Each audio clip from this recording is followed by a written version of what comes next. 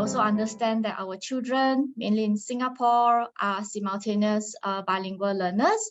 And why are we considered simultaneous bilingual learners? Because we have been exposed to, and we have also been learning at least two language or more after birth, and mainly shortly after birth. And we started to be exposed to various languages as young as preschool age. So although we are learning mainly two key languages, firstly, of course, our English language as our first language, and then our mother tongue as our next language, we are still exposed to the other mainly the 4 official languages of Singapore, which is Chinese, Malay, Tamil. On top, this is in addition to the main language, which is English. And we often mix and match, these languages as we socialize and speak with one another. So generally, as bilingual learners, we undergo a dual language development process, all right? And dual language development comes in 2 forms. Firstly, of course, is the language culture connection. When we learn language, we make connection with culture. Okay. When we say language culture connection, is basically a process that we link our learning of the language with the attitudes towards the use of language, as well as the values in our daily communications. Say in our linguistic situation in Singapore, we actually use English mainly for functional or instrumental functional reason, right? Because that is the main language that connects the various ethnic groups in Singapore. And then meanwhile, we are also making connections with our mother tongue language through cultural values mainly to form our own ethnic identity, as well as understanding our own racial cultures and backgrounds. So this is one connection out of the 2. And the second connection is the language cognition connection. So basically, language cognition means that we actually it's actually a process, all right, that involves the required cognitive skills that we require, as well as the effects of the cognitive skills in relation to dual language learning. And of course, this is the interest of today's webinar topic. What are the underlying core skills with learning, and how are these core skills the same, or maybe manifest itself in the different language that we are learning? Okay, so there have, of course, been several studies and research that supports the effects of bilingualism on our cognitive cognitive skills and linguistic abilities, as well as our dual language development. Some of the benefits of being bilingual are that we have more enhanced meta-linguistic development. We are more aware of the various language cultures, language structures. We are also more aware of the different cultures because of the various language that we're exposed to. We can have better working memory because of being able to switch between languages. We also have better executive function. Okay, so in fact, being bilingual, you can strengthen quite a number of cognitive abilities. Okay, so bilingual learners tend to be more creative and flexible. They are more open-minded, and they are also found to be able to focus better in a variety of tasks simultaneously. It's also because of good working memory. So how in a way, language help us with building up of our working memory is that, sometimes we may need to translate our languages. Let's say, for example, translate English to Chinese, or Malay back to English, because we need to explain certain concepts to one another and so on. And to be able to do so, we need to be able to hold the words that we have read in our head, and then after that, the brain has to process, retrieve the appropriate words or words that share similar meanings across both languages in order for you to be able to do the translation or be able to switch between the first language to your second language and so on. And in a way, with good working memory, you are better able with multitasking. And I think most Singaporeans, we are really very good at multitasking. We are always engaging ourselves in various activities on a daily basis. I think probably also got to do with good working memory. Okay, and of course, next it will be cognitive flexibility, because of your ability to switch between languages, being able to translate different languages. We are able to code switch, and sometimes even when we speak, we switch our codes, right? Sometimes we speak in English, sometimes we speak in Chinese, sometimes we put in Malay words or some dialects in, and we tend to be more creative in a way, because when we have that cognitive flexibility to be able to make use of different languages, all right, you are able to be a bit more creative in your use of languages, and sometimes even to develop a good sense of humor through use of languages. So this is like a screen grab that I've taken from an advertisement. Happy New Year to you. Why to? Because it's rabbit, and we are coming, we are going to enter the rabbit year of the Lunar New Year. So, and it's like a play of language sounds, because to in a way sounds like to in English. So Happy New Year to you. All right. So this is actually the benefits of being able to explore and use different languages in one form of expression. All right. And of course, lastly, meta-linguistic ability or awareness.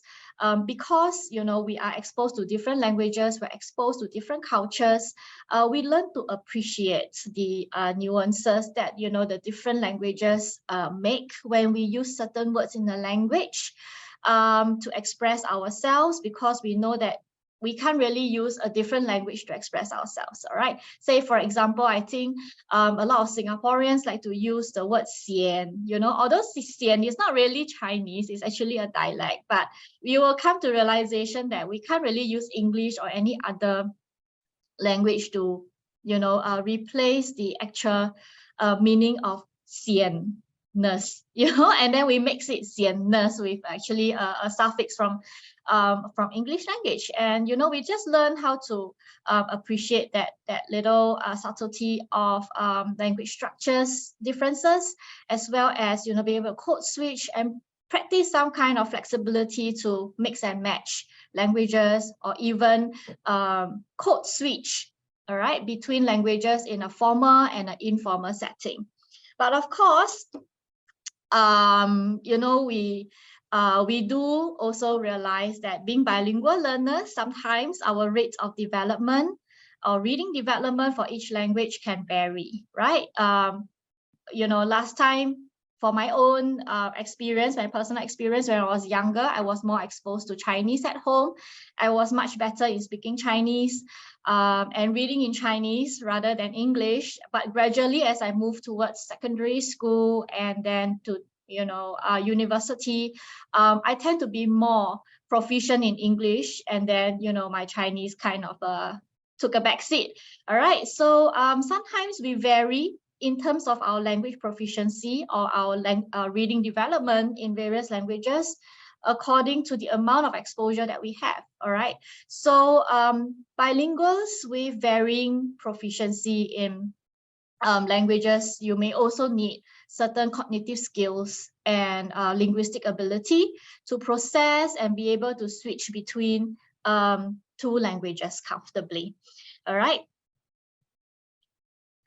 So the question here is, why some of our children are not able to develop in one of the languages as well, in one language as well as the other.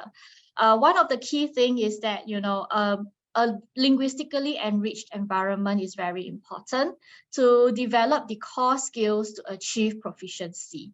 All right. So learning two languages can be a challenge to some students who do not have that linguistically enriched environment that gives them the opportunities to socialize, use both languages equally in order to achieve that level of bilingual proficiency that we want, right? And then sometimes, of course, to some students who have certain deficits in their cognitive abilities, learning to read in either language or both languages can also be a challenge. Sometimes they just, lack that ability to make use of certain cognitive skills to help them with word recognition, or even to be able to read fluently in either language. All right, and of course, if children are diagnosed with dyslexia, right, the difficulties, generally they have difficulties in learning to read.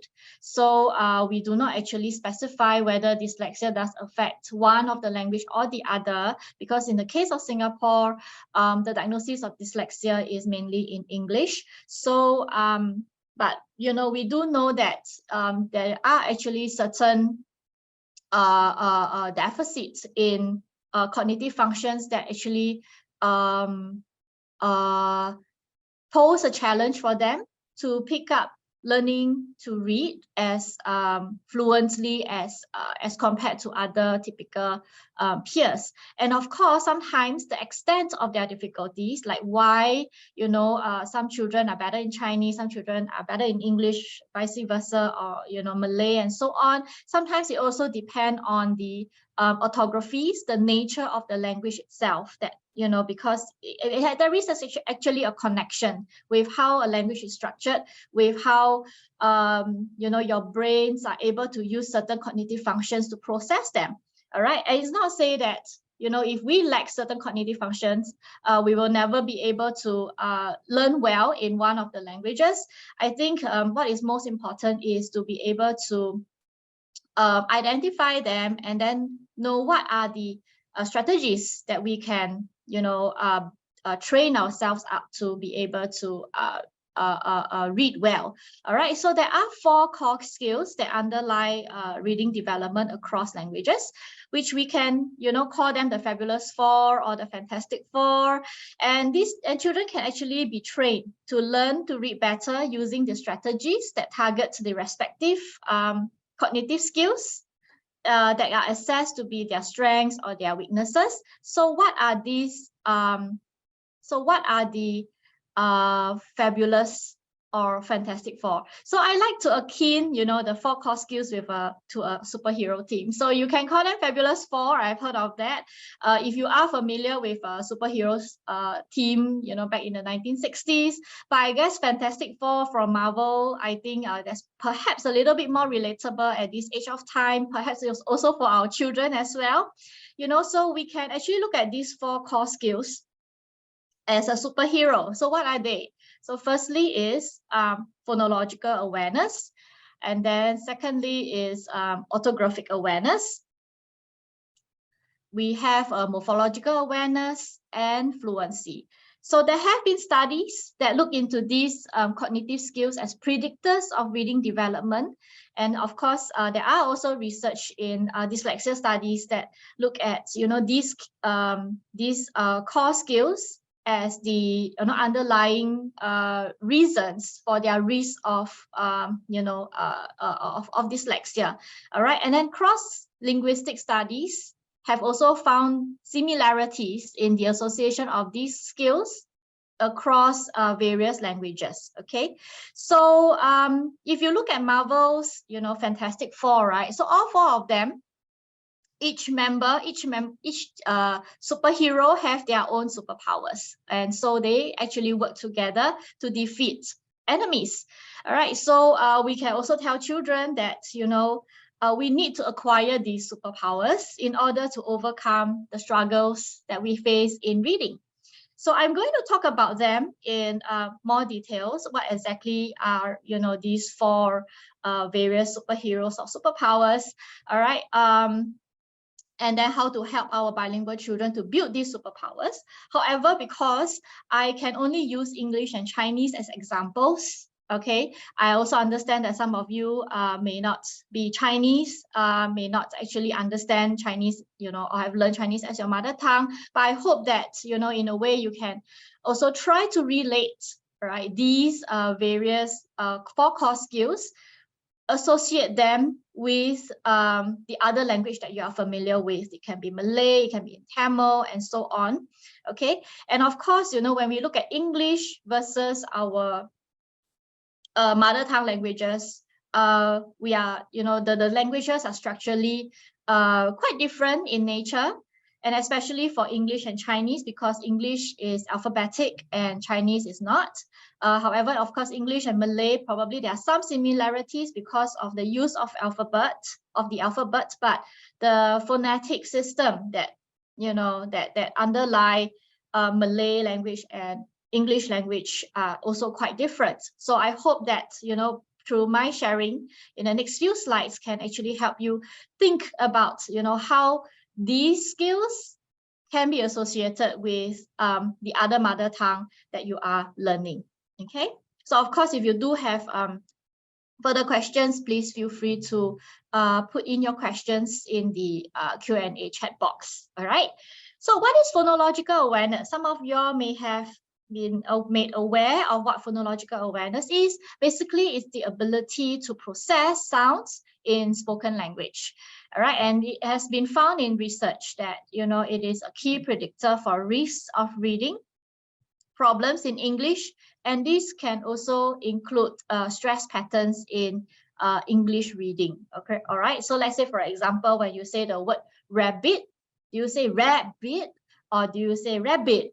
All right. So which part of the syllables do you have to stress that syllable out more? Okay, so we can train children phonological sensitivity in various levels. Say, for example, at the syllable level, we can actually get children to play certain phonological activities, such as, you know, can you say snowman without the man, right? And of course, the answer would be snow, all right? And of course, we can also bring syllable level form of activities to the next to the next level. If you can see under snowman, this is actually a compound word. So the syllable itself is also a word on its own. So for some children, they may find this really easy to, you know, differentiate and segment them away and delete it away and just, you know, say the remaining syllable. All right, so we can make it a little bit tougher for some children who are more able by getting the child to say the word contact without the con, and the answer is tact. All right, okay, so you can of course use various words. Say, for example, another example for compound words, you can say like, okay, say sunshine without the word shine. Okay, so the answer will be sun. Or you can say spider without the der. So the answer would be spy. All right, and of course, you know, the word der itself is not a word on its own. And for some children, they may find this a little bit more difficult, especially if they do have dyslexia. Their level of sensitivity may not be as good as typical children. All right, and of course, the toughest level of phonological awareness will be phoneme level, whereby, you know, we can get the child to identify that particular sound, the smallest unit of sound in a word, and maybe to delete it away. All right, say, for example, say sit without the s. All right, and the answer will be it. All right, and you can play, you know, you can also use other words. Say, for example, bone, and then say bone without the n. All right, so this is a little bit tougher because instead of, you know, taking away the beginning sound, you are taking away the ending sound. All right, say bone without the n is bowl. All right. And of course, sometimes you can even try using asking the child to take away sounds in the middle. Say, for example, say slide without the l. All right. And the child must be able to keep the sounds in their head and process it, identify where the l sound is in the word slide, take it away, and then say the answer as side. Okay. And all these activities itself, when you are, building children's phonological sensitivity at various levels, we do not actually use print. Okay, so I have all this shown on the slide so that it's easier for you to understand what I'm trying to say. But when we are doing these activities in building the child's phonological awareness, we do not use any print at all. Okay, but of course, alongside with building the child's phonological awareness, this is actually, I think, the foundation that you can build alongside with the teaching of phonics. Okay, of course, we can teach phonics for children to use for reading and spelling, because English is alphabetic and phonologically quite transparent language, especially as compared to Chinese. Okay, so for example, the letter B says the B sound, so B, and then the letter A says the A sound as apple, A, and then the letter T says T as in top, T. So we can teach children identify various, letter sound correspondences. At the same time, we put the letters together and then ask the child to blend the sounds together. So B, A, bat, bat. So that's how we actually teach children to use phonics to blend in order to help them read English phonetic words well. All right. And of course, on top of all this, you can always, strengthen their sensitivity to sounds through the various phonological awareness activities. All right. And, phonological awareness, in fact, is one of the key building blocks of reading development. Okay. And although phonological awareness may seem to be specific to alphabetic languages like English, syllable level and onset and rhyme level awareness can be also important to languages that are not alphabetic, such as Chinese. All right, and it may also include the tonal pronunciation in Chinese reading, because as compared to English, Chinese have tones. All right, so we can train children's phonological sensitivity at various levels as well. Say, for example, at syllable level, we can ask the child to say Hong Tai Yang without the Hong. Right, so take out the word Hong from Hong Tai Yang. So the answer would be Tai Yang. All right, and of course, we can also use smaller units of sounds like the onset and rhyme of the Hanyu Pinyin. Say, for example, shu, say shu without the sh. All right, and then see whether the child is able to manipulate and then remove the beginning sound of shu and say the answer as u, and maintaining the same tone. All right, and we do have some children, when they say u, they may change to u or u and so on. So it's also in a way training them to be also more sensitive to the various tones, on learning how to maintain the right tones when they are manipulating sounds in their head. Okay.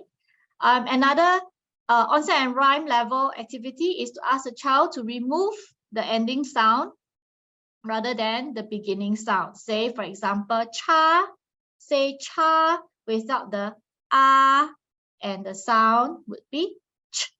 All right, or the child can say ch.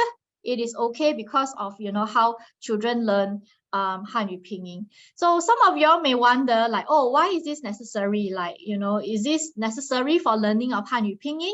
So I just would like to explain that this is actually not about the learning of Hanyu Pinyin. All right, it is actually about developing the sensitivity and the familiarity of sounds of the spoken Chinese language. So it's in a way, it's getting children to play around with the sounds of the spoken Chinese language so that they are more familiar and more comfortable with the sounds. And in turn, this can actually translate into you know, the learning about the phonetic cues in Chinese characters. Say, for example, the word ma in Chinese, right? So the word ma can also appear in other Chinese words such as ma, as in you use this word when you're asking a question, and ma in this word. All right, so you can see that the tone has changed, but generally, you know, how you pronounce this sound of ma is about the same. All right, and this ma, you use it to, you know, this actually means mother, ma, and then ma. So the tone has changed, but you know, somehow the ma, that sound of it has not changed. All right, and then ma as in scold. All right, so you can see that generally the phonetic cues that, you know, certain Chinese words can provide gives the awareness of, like, you know, how the a Chinese word can be read. Of course, I wouldn't say that this is 100% accurate all the time. Similarly for English, we can't use phonics for 100% of all English words. There are also always exceptional words or words that are not very consistent with their phonological rules. But as you know, but in a way, it actually develops that sound awareness, all right, for children as they are learning to read. So overall, phonological awareness forms the foundation for reading. And phonological awareness is important because when children are more aware, we are able to then be able to map the meaning as well as the orthographic patterns. That means how words are written. All right, when we try to learn the letter sound relationships or print sound relationships, such as, you know, previously I showed you b, at, right? So B says b. So you're actually trying to map the sound with the representation of it. Similarly for Chinese as well, like, you know, ma, this is how it's supposed to pronounce, and you can kind of guess how the other words may pronounce if it consists that particular part as a component. Okay. So for orthographic awareness, just as I mentioned, you know, it maps so phonological awareness can map up with orthographic representation, so or orthographic patterns. So basically, orthographic awareness is the knowledge of how words are written in a language. So it teaches children the spelling rules. So we have to teach children the spelling rules, the generalizations of English words, so that they're able to differentiate, you know, whether they are correctly written or incorrectly spelled words. Okay, so for example, words like crack, I can try to spell it in various forms, and we know which word is then the more correctly written word as compared to the rest, although they all sound the same, right? So the question here, you know, is, you know, can we teach children when can we use CK at the end of a word? We know that K also makes the K sound, but we need to spell it with CK. All right, so we teach children that, you know, you use CK at the end of a short word. It's a one-syllable word, short word. At the end of a short word, after a short vowel, air, so crack. All right, and of course, some children who are pretty poor in sounds and also understanding of the spelling rules of English, sometimes they may get a bit confused. When do I use K? When do I use C at the beginning of, you know, the English word? So generally, I think when we only use K to keep the K sound, when after K there is a I or there is a E, that because when you pair C and I or C and E, the letter C do not have the K sound anymore. It changes to a S sound. So these are, you know, some of the generalizations that we kind of make when we, you know, consciously or subconsciously pick up our phonological awareness as well as orthographic awareness. To typical children or typical learners, this comes pretty naturally. All right, but of course, for children who struggle in their language development, this may not be as natural as we think it is.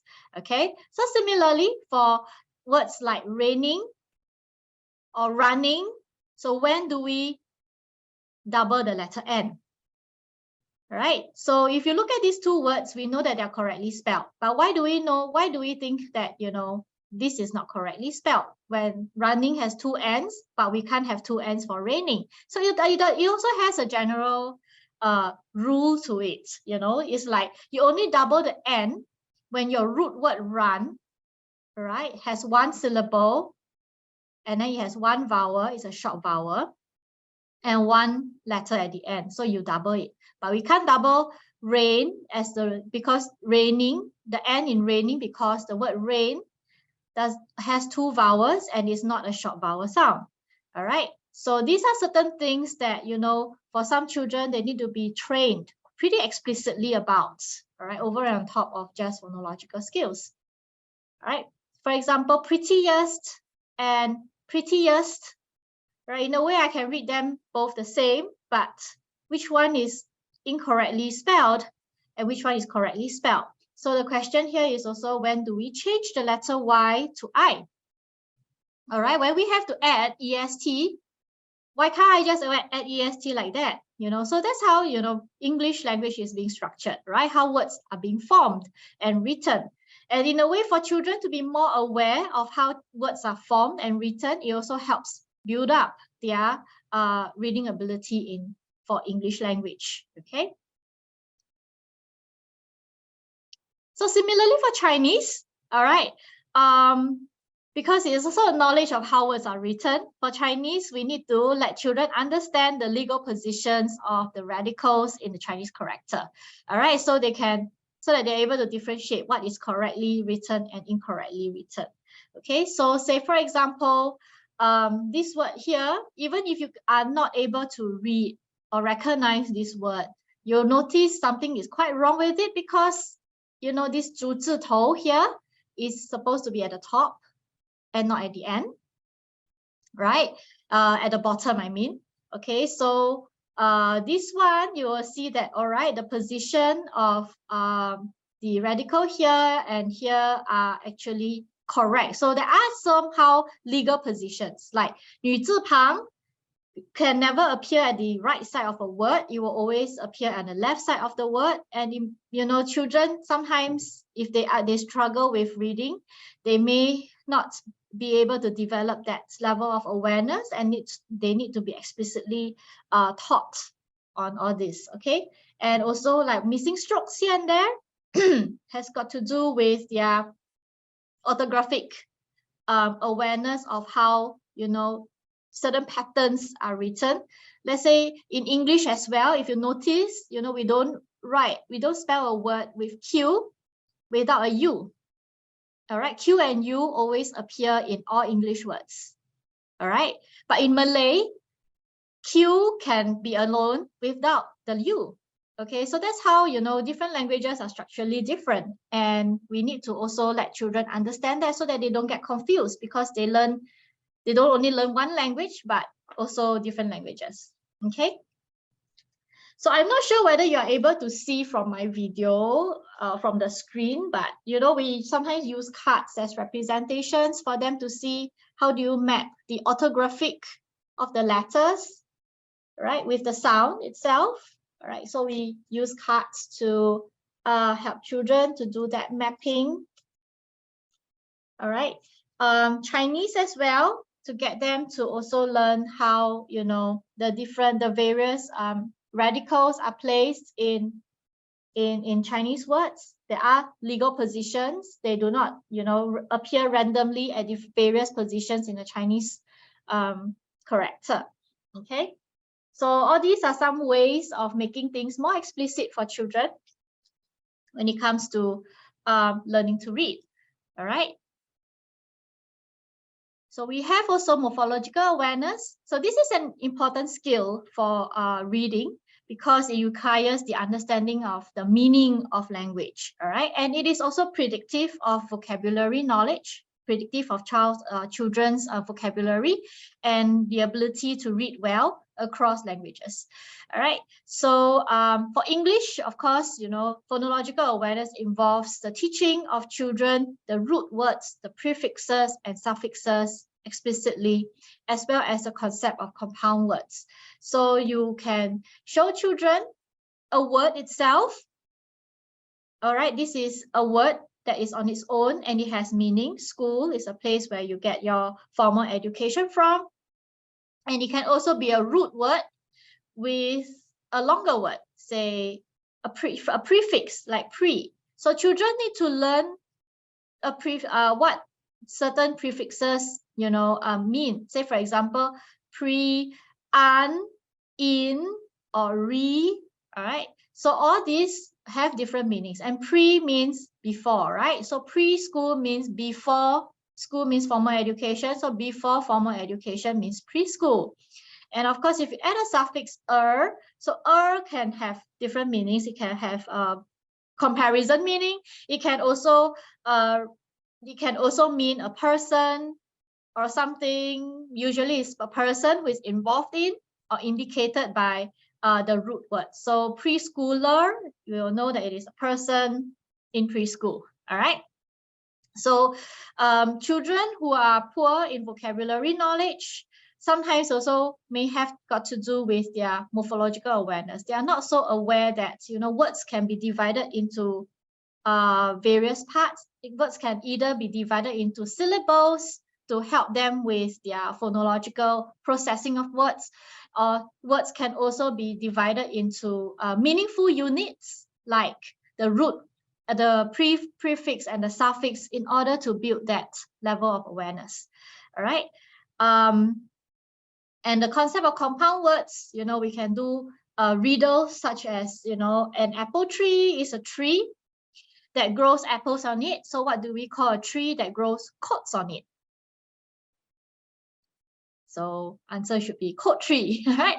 Although it's nonsensical, but it's actually to help children to build that meaning, or to have the ability to form meaning in words, okay, or understand relationships between words. All right. Another riddle could be like, when the sun goes down, we call it sunset. So what do you call it when the moon goes down? Moonset. All right. Okay. So we can play this kind of activities to train children up with their morphological awareness. So similarly for Chinese, because Chinese characters don't often appear on its own, sometimes it appears with other words to form greater meaning. Okay. So say for example, you can teach how compound words are formed, such as, you know, if the child says shu, learn shu, you can also match with other words that he may have learned before. Say for example, du shu means read book, right? Or shu, kan shu also, which also mean the same. All right. Or shu can also have a partner after it. Say for example, bao, which is a bag, shu bao. All right. So it's a bag for books. All right. And then you can have pen, shu pen, which actually generally means book by itself as well. It's just an extended form of it. Okay, so children can also learn how to expand their vocabulary network through understanding how compound words are formed. So in a way, you know, there is some similarity in terms of how phonological awareness play a role in different languages. Okay, but of course, specifically to Chinese, you know, morphological awareness also involves the radical components that gives meaning to Chinese character. Say for example, this component, fan quan pang, all right, or some, you know, children simply learn it as 动物旁 because it has got to do with animals. All right, so children, when they see this, mainly they will know that this equates to animal with another word li. So it's actually li, which is hu li de li, which means fox. Okay, so this gives you some phonetic cues, and this one gives you the meaning cue of it, and therefore children can try to learn how to make sense in terms of reading it and also understanding it. All right, for this as well, 竹字头, this is actually means bamboo. All right, so bamboo meaning we say another phonetic regular component of it, which is 快, means actually it means fast, but when you put them together, it actually just gives you the sound or the name of chopsticks, which is 筷子, 筷. All right, because chopsticks mainly are made of bamboo in the past, and therefore, that kind of form the meaning. But in a way, it's like we are also building up children's awareness of, like, the various components of the Chinese characters. They can try to make sense of it by try to understand the phonetic cues or the meaning clues of it, rather than just random guessing. All right. Similarly for English as well. All right. Lastly, the last superpowers that children would also need to pick up in order to, develop reading is the fluency. All right. So you can align fluency with rapid naming as well. It's basically the ability to process information and execute tasks quickly and efficiently. All right, efficiently, yes. All right, so it is actually also found to be one of the key prominent predictors of reading development across all languages in research. So we can try a quick activity and then see how good you are in terms of your rapid naming, because rapid naming skills are actually one of the developing skills for fluency. Okay, so let's look at the colors here, and then are you able to name these colors from left to right, row by row, as fast as you can? So the first round, I would like you to time how long you take to name these colors row by row from left to right in English. Okay, so I'm just going to pause for a few seconds for you to try this out.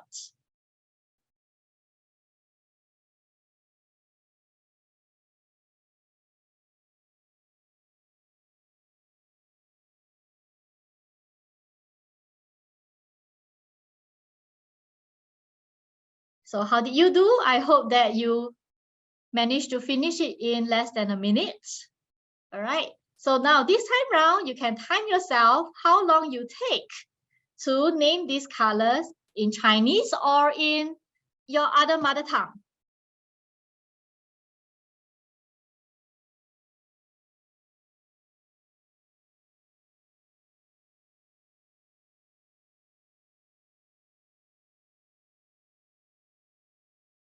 So do you do well or do you struggle a little bit?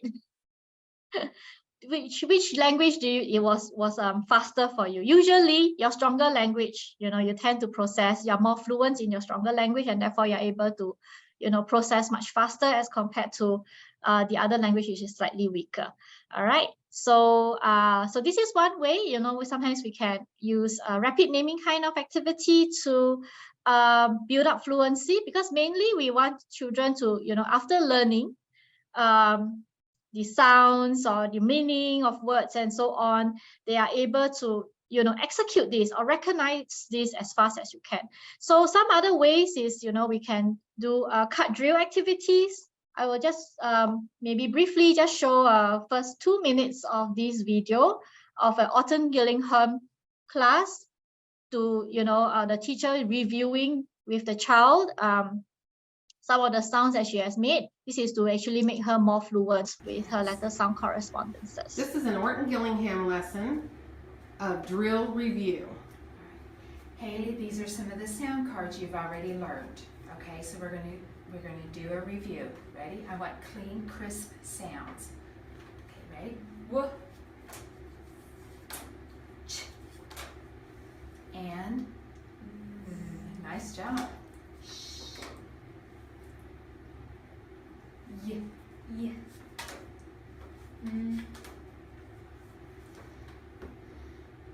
D, d. S. O. Okay, so just let me pause here. All right, this is just one example. I'm going to show you another example, which is from a Chinese class. How we can also build fluency in that sense to get children to be more automatic. 我们先从这里开始。来，白安跟我说这是什么偏旁？跟米有关系。OK， 给我一些字，有米字旁的字。想会有米字旁吗？米字旁是跟米有关系，对不对？有什么字有米字旁？蛋糕的糕很好，糖果的糖很好。下一个。这是跟什么有关系？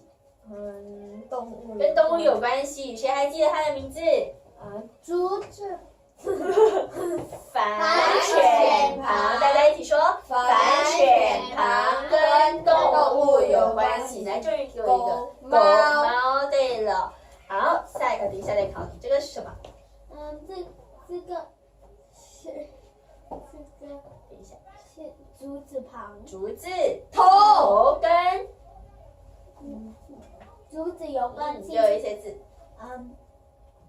毛笔的笔。毛笔的笔，很好。下一。Okay, so this is just one example of how we can try to build some form of fluency in learning. OK， 来， Right? Another form of building up reading fluency, of course, is paired reading activities, whereby you pair, say, for example, an adult reader or a more able reader with a child or weaker reader or beginning reader to read together. So basically is, to help children to pick up reading fluency or pick up, the various intonation or the prosody when they are reading by modeling after an adult reader or the more able reader. Okay, and of course they do struggle with certain words that they may not be able to recognize as well, so they can also tap on the strengths of a better reader or the adult reader to then do that sound and word print mapping as you read along. All right, so paired reading is also one of the activities that we can do to build up fluency. Okay, so in summary, so these are the 4 core skills, or we call it the Fantastic Four team of the core skills. Phonological awareness basically is being able to process and being more sensitive to the sounds of a spoken language, and also being able to map the sounds to the orthographic representation or the language print or text representation. And so orthographic awareness means the knowledge of how words are written, okay, based on certain rules or legal positions or generalizations. All right, morphological awareness means that, besides being able to map sounds and, how words are written or printed, they need to then also be able to identify parts of words that form meanings to it. All right. And generally, of course, being able to put all skills together and be able to read as fluently as possible. So all these 4 core skills are key, not just to English, not just to Chinese. You can also apply this in other languages as well. So, but of course, I'm not expert in all languages. I hope that this can be something that is insightful, meaningful, informative for you to take home and think about it when you are, trying to support children who are struggling in reading.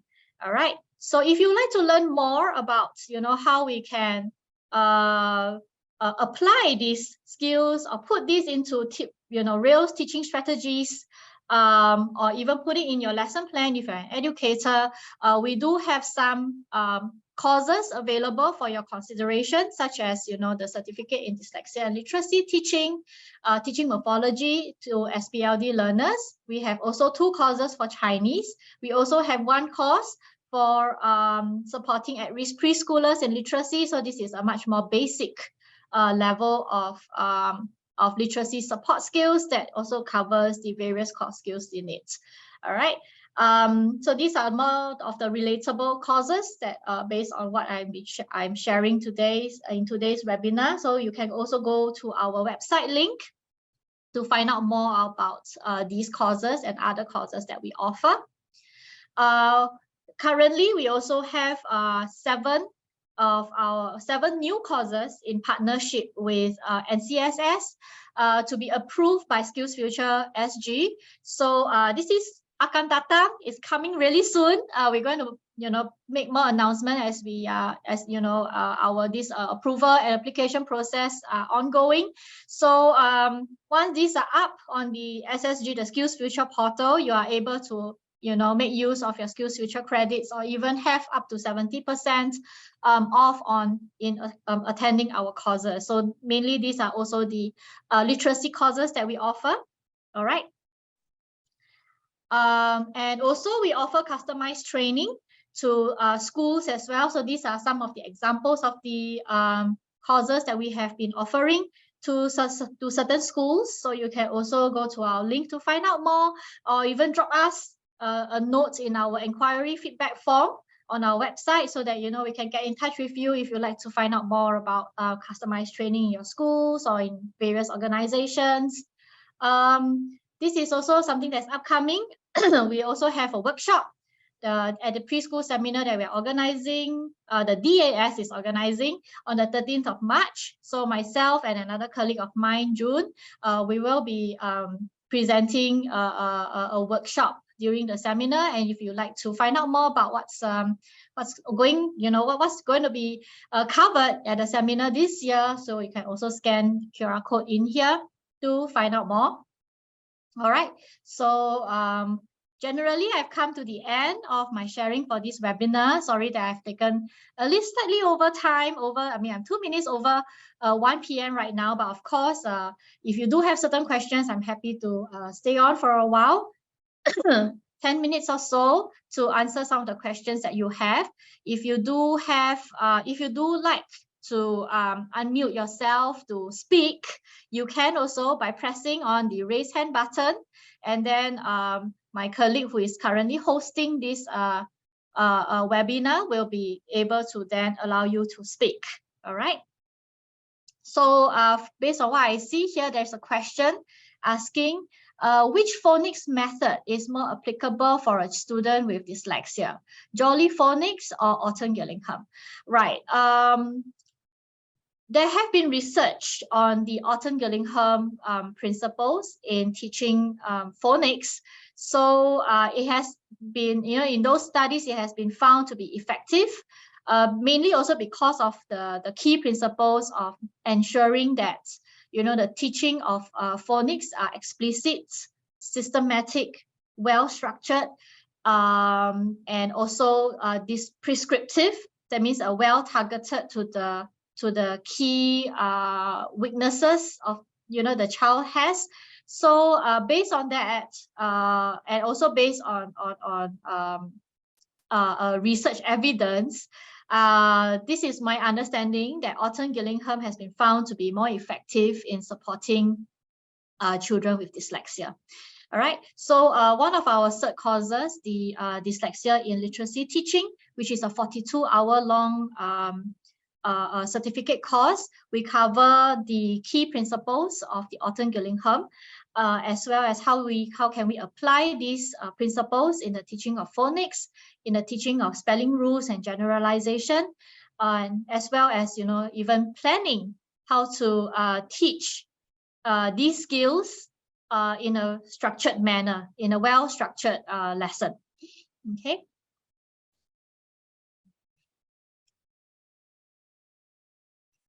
Okay, I have another question. I'm not sure what you mean, because you asked how to spell that font. So which font are you referring to? I'm not sure if I'm able to answer your question, because I'm not too clear on it. It's either, are you able to perhaps elaborate your question a little bit more? Or you can also raise your hand so that we can allow you to speak, so that you're able to then ask your question verbally. All right, thank you. Yeah, okay, I got your updates already, no problem. Hi, good afternoon. Yes. Yeah, I have a question. Okay, I missed the very beginning of the webinar. So you mentioned about these 4 superpower, right? My daughter is attending the DSMLP and also just started the P2P PSLE. So are these 4 awareness training being covered in these courses? Okay, we do cover, say for example, the one on dyslexia and literacy teaching. We do actually cover, of course, the phonological awareness for sure, and the letter sound correspondence, the phonics of it. Because there is actually a scope and sequence that covers these, the various sounds and the structures and spelling rules. So all these are also covered under the orthographic and morphological awareness. All right. Okay. So Wise, because we do some practice on sound drills and things like that, and also giving them more opportunities to keep practicing. So we are also building up their their fluency in this area. So I would say that yes, all these 4 superpowers are covered in a well-planned and a structured literacy class. So if you are saying that your child is actually with the DAS class, or if you are asking about how to do it in the course that we are offering, we are covering both on either. I mean, we are covering all on either side. Okay. Understand. Okay, because I'm just asking because if it's not covered, is it like we are meant to do it at home with them? Oh, no. But actually what you can do is that you can talk, if let's say your child is with the DAS class, you can also keep in touch with the therapist, the educational therapist, to see what are the areas that she's weaker in, and maybe you can just reinforce that particular component at home. So let's say, for example, she learns a new morphology, like a new prefix or a new suffix, but she's still not too sure of like how to use it in various words. Then maybe you can just support that small portion of it at home. Yeah. So I think that kind of reinforces her learning. Yes. Okay. Thank you so much. No problem. Thank you. Thanks for your question. Any further questions from the ground? Well, you'd like to also get some feedback from you. So if you can scan the QR code, you can also still, through the evaluation form in the QR code, to put in your feedback, or if you have any inquiries, you can also type it inside the evaluation form. We can also follow up with you with any further questions that you have. Okay. I see that Crystal has raised her hand.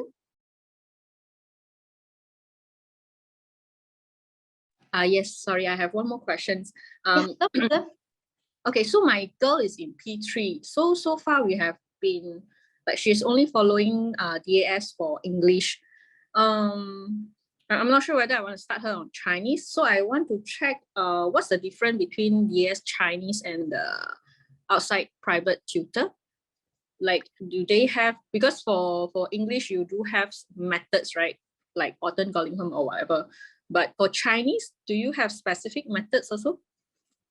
Yes, we actually do apply the Orton Gillingham method in Chinese, although the Orton Gillingham principles was first created based on English language. But because one of the key principles is language-based, so when we say language-based, means that we are actually basing the teaching of a language according to the structure or the nature of the language. So that means children to understand, right, the phonology behind the orthography, the word meaning behind the understanding that particular language itself. So we actually use very explicit and structured method and multisensory method to teach the child in Chinese. I can't say how private tutors do for Chinese classes, but for the DAS Chinese program, prior to the start of the placement, that means placing the child in a particular class, there is a profiling assessment that the therapist will do, so that we are able to identify where are their weak, where the child's weak areas are. Like maybe if the child is weaker in understanding the orthographic structure, or is it the phonological side of it, or a mix of both, and so on. So we try to understand her areas of strengths and weaknesses before we place her into the class. So in a way, the teaching and support that we provide in for the child in a DAS Chinese class is more targeted to the needs of the child. Okay, understand. So for Chinese, because for English, right, you separated into separated into two, like one is MLP for phonics, then the other one is like P2P for grammar and the rest. So how about for Chinese? For Chinese, there's only one main program. So it's unlike English, whereby we further split it. But of course, I think I can't because I'm not exactly part of the Chinese program, because I have not really been teaching in the Chinese class. But if I'm not wrong, I think some of the educational therapists, they are, you know, able to kind of cater to certain needs. If let's say the child requires certain support with school work and something like that, if let's say the education therapist feels that the child can actually try to receive some support in the class, they can make a little bit of adjustment here and there. I think what is most important is that you discuss this, you communicate these areas with the educational therapist, so that, you know, she's able to better understand what you hope the child is able to achieve in the class as well. So but of course it also depends on the child's language level to know whether, you know, we need to focus more on the foundational skills first, or we are able to advance the child further in her Chinese literacy. Understand. So we communicate. So if you are really keen, Crystal, I can link you up with the Chinese program manager. I think she will be the best person to talk to you about the program. Yeah, sure. Okay. Yes. All right. Okay. So I will Thank you. just let her know. Thank you. Okay. Thank you. All right. So I don't see any more questions in the Q&A chat. So I think I would really hope to encourage everyone to provide us with your feedback with regards to the webinar. Any questions that you have regarding, you know, what is being shared during the webinar, please feel free to write it in the evaluation form. And then if you'd like us to follow up with you, eventually we will, you know, get in touch with you later on. All right. So thank you very much, everyone, for your time. Spending your afternoon lunch hour with me for this our very first webinar of the year. So we hope to see you in our next few other webinars in the whole year. So thank you, and have a wonderful week, and happy Chinese New Year in advance. Take care.